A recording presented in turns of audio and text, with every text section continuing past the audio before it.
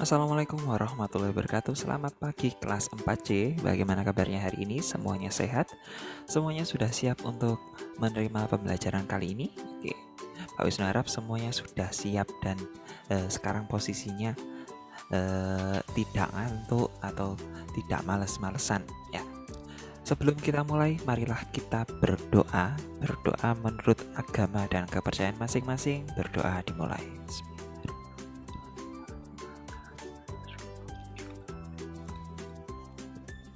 Berdoa selesai.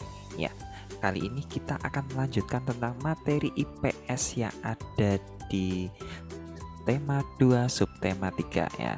Kali ini kita akan membahas tentang pemanfaatan sumber-sumber energi alternatif dalam kehidupan sehari-hari. Nah, kira-kira untuk apa saja dan bagaimana itu dimanfaatkan. Oke, silahkan dibuka bukunya di halaman 100 buku tema 2-nya. Ya. Oke, ada yang namanya minyak jarak. Nah, berarti ini minyak dari tumbuhan jarak. Oke, coba Pak Wisnu bacakan. Minyak jarak sebagai sumber energi alternatif. Minyak jarak mulai dikenal sebagai sumber energi alternatif biodiesel. Biodiesel dihasilkan dari minyak yang diperoleh dari biji tanaman jarak yang banyak tumbuh di daerah tropis seperti di Indonesia. Minyak jarak dari biji tanaman pagar ini merupakan potensi untuk dikembangkan sebagai tanaman penghasil minyak pengganti bahan bakar minyak bumi. Karena memiliki beberapa keunggulan, salah satu keunggulan minyak jarak adalah tanaman ini mudah dibudidayakan, sehingga dapat menjamin ketersediaan bahan mentahnya. Proses pengolahannya cukup sederhana, sehingga mudah dilakukan oleh masyarakat umum. Tidak memerlukan teknologi yang tinggi sehingga biaya investasinya terbilang murah. Nah, ini tadi minyak jarak digunakan sebagai sumber energi alternatif yaitu biodiesel. Jadi sebagai salah satu alternatif atau pengganti kalau solar itu nantinya sudah tidak ada lagi. Nah, selain itu ada yang namanya minyak jarak. Ini selanjutnya. Minyak jarak juga dimanfaatkan untuk minyak rambut dan minyak pijat. Kemasan minyak jarak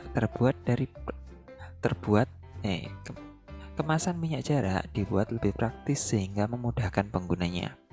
Minyak jarak dapat ditemui di pasar-pasar modern atau di warung. Pemanfaatan minyak jarak ini telah memberikan kesempatan yang baik dalam berbagai bidang pekerjaan. Saat penanaman pohon jarak sampai panen dibutuhkan tenaga, begitu pula saat tanaman diolah menjadi minyak. Tentunya membutuhkan para ahli untuk membuatnya. Belum lagi kemasan yang menarik, pasti dibutuhkan tangan-tangan terampil untuk mengemasnya. Pemanfaatan minyak jarak yang banyak selain berdampak positif tentunya akan memberikan dampak yang kurang menguntungkan bagi masyarakat. Ini tadi. Tulislah pendapat tentang pemanfaatan tanaman jarak. Tulisanmu dapat memuat manfaat kegiatan ekonomi yang dilakukan, dampak pemanfaatan yang berlebih serta solusinya. Nah, ini tadi tanaman jarak. Tanaman jarak itu tanaman yang biasanya dikembangkan atau digunakan untuk pagar. Nah, di desa-desa di daerah-daerah yang masih banyak pepohonannya, nah itu digunakan sebagai tanaman pagar atau tanaman untuk memagari wilayah seseorang. Ya. Nah, ternyata yang namanya tanaman jarak ini bisa dimanfaatkan sebagai apa tadi? Bisa dimanfaatkan sebagai biodiesel, sebagai minyak rambut dan juga minyak pijat. Nah, tentunya ini nanti kalau misalkan dikembangkan terus-menerus itu bisa apa ya? Bisa untuk menggantikan solar sebagai bahan bakar. Tapi tentunya juga ada dampak negatifnya. Kira-kira apa dampak negatifnya? Ada yang tahu? Nah, seperti contohnya ketika tanaman ini banyak sekali dikembangkan, itu tentunya membutuhkan lahan. Nah, lahannya itu akan memaksa tanaman lain untuk tidak ditanam seperti itu. Selain itu apalagi kira-kira? Nah, tentunya membutuhkan yang namanya apa? Teknologi. Nah, untuk mengembangkannya. Nah, sampai sekarang masih belum. Jadi itu dampak negatifnya adalah belum bisa termanfaatkan dengan baik. Seperti itu. Oke, itu tadi tentang tanaman jarak. Masih banyak tanaman-tanaman yang lain yang bisa menjadi alternatif, sumber energi alternatif. Oke. Nah, seperti yang Pak Wisnu sampaikan sebelumnya, sumber energi. Nah, sumber energi itu tidak hanya dibutuhkan oleh apa ya? Oleh mesin, oleh apalagi oleh barang-barang elektronik, oleh kendaraan, tapi juga dibutuhkan oleh manusia. Nah, kalau sumber energinya manusia itu berasalnya dari apa sih? Dari makanan, benar sekali. Nah, makanan pokoknya orang Indonesia, Pak Wisnu tanya, ada yang tahu? Apa yang wajib setiap hari atau biasa kalian konsumsi setiap hari tapi nggak bosan-bosan, terus kalau nggak ada kalian akan mencari-carinya? Ya, nasi. Nah, nasi ini juga merupakan sumber energi bagi manusia, malah sumber energi utama. Nah, terus berarti juga ada yang namanya alternatif atau penggantinya. Iya, tentu saja ada. Nah, salah satunya adalah singkong. Coba kalian amati di sini. Nah, ini adalah berbagai macam makanan yang terbuat dari singkong. Ini Pak Wisnu tidak bisa sebutkan satu persatu ini namanya apa, karena namanya macam-macam. Ada ini, ada cenil, ada ini singkong goreng, ada keripik singkong dan lain sebagainya. Nah, coba kalian sebutkan makanan-makanan yang terbuat dari singkong di sekitar kalian yang kalian ketahui. Nah, kira-kira apa saja? Pasti ada banyak. Nah, oke, bisa kalian buka di halaman 124 sekarang. Ini ada sedikit teks tentang singkong. Singkong. Indonesia merupakan daerah tropis yang kaya akan hasil sumber daya alam. Salah satunya adalah singkong. Singkong merupakan potensi besar untuk dikembangkan. Singkong merupakan sumber kalori pangan yang murah. Singkong dikonsumsi sebagai salah satu makanan pokok oleh masyarakat.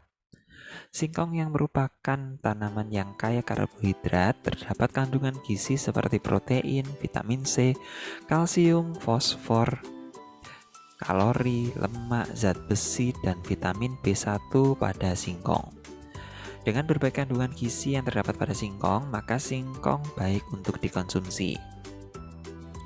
Umbi singkong merupakan sumber energi yang kaya serat dan karbohidrat, namun miskin protein.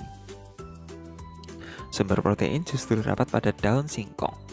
Hampir semua bagian pohon singkong bisa dimanfaatkan, mulai dari umbinya hingga daunnya. Umbi singkong biasanya hanya diambil dagingnya saja untuk digoreng atau direbus serta dijadikan tepung tapioka. Sebagian daunnya dijadikan sebagai sayuran dan bagian daun dan kulit bisa dijadikan sebagai makan ternak. Singkong dapat digunakan sebagai sumber karbohidrat di samping beras, selain dapat pula digunakan untuk keperluan bahan baku industri seperti tepung tapioka. Di sekitar kita banyak sekali makanan yang diolah dari singkong, misalnya keripik singkong, comro, misro, getuk, tape, donat, dan lain-lain yang bahkan hasil olahan singkong tersebut menjadi mata pencarian bagi masyarakat, mulai dari bentuk usaha kecil, industri rumahan, hingga pabriknya. Jadi seperti itu tadi, singkong itu bermanfaat mulai dari batangnya. Nah, batangnya itu kadang bisa digunakan sebagai apa?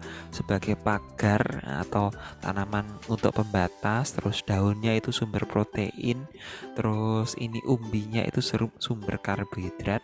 Dan ini jika diolah itu bisa menjadi sumber penghasilan, nah, atau mata pencarian masyarakat. Nah, oke. Nah, setelah ini silahkan kalian diskusikan dengan orang tua kalian atau dengan keluarga kalian di halaman 125 ini. Nah, bahwa singkong itu ini singkong menjadi sumber daya alam yang dapat dikonsumsi. Apakah kamu setuju? Nah, dan bagaimana singkong dimanfaatkan? Apa saja jenis makanan yang terbuat dari singkong tadi sudah ada.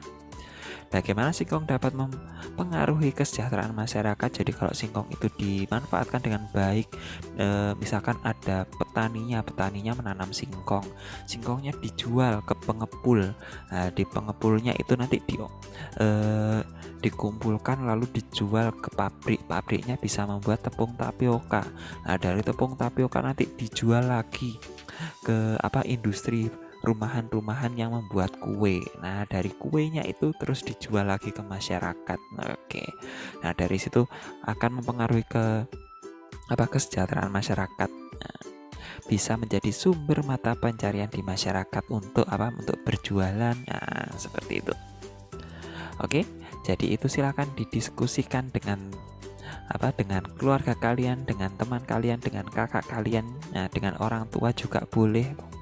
Nah, jadi singkong itu terdapat banyak sekali manfaat di dalamnya. Manfaat untuk kita mendapatkan manfaat dalam kehidupan sehari-hari, bisa kita manfaatkan sebagai makanan atau bisa kita manfaatkan sebagai sumber mata pencarian. Oke, jadi seperti itu. Oke, itu yang bisa Pak Wisnu sampaikan. Nah, itu tentang singkong. Nah, tapi selain singkong juga banyak sekali sumber-sumber energi alternatif, sumber pangan alternatif bagi manusia. Seperti ini ada sagu dan kelapa dan lain-lain. Masih banyak. Oke, cukup sekian. Sebelum kita akhiri, marilah kita berdoa. Berdoa menurut agama dan kepercayaan masing-masing. Berdoa dimulai.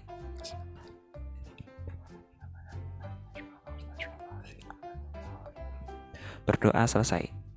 Oke, cukup sekian yang bisa Pak Wisnu sampaikan. Tetap jaga kesehatan, tetap jaga protokol kesehatan, hindari kerumunan, cuci tangan yang teratur, pakai masker.